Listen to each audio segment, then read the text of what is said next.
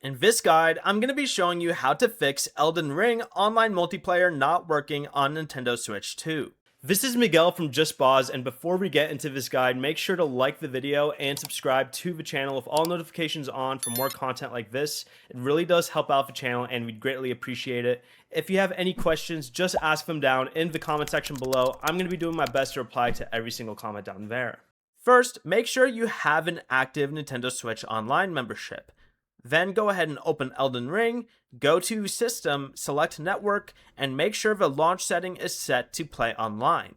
Next, from the Switch 2 home menu, go ahead and open System Settings, go down to Internet, and select the option that says Test Connection. If the test fails, or your NAT type is too restrictive, that can prevent you from connecting to other players. If you're trying to join a specific friend, also make sure you're both using the exact same multiplayer password. Finally, try restarting your Switch 2 by holding the power button for about 3 seconds, then selecting power options and then restart, and also try restarting the router that you have and reopen the game. If everything else is working, check for Nintendo Network maintenance or an Elden Ring server issue.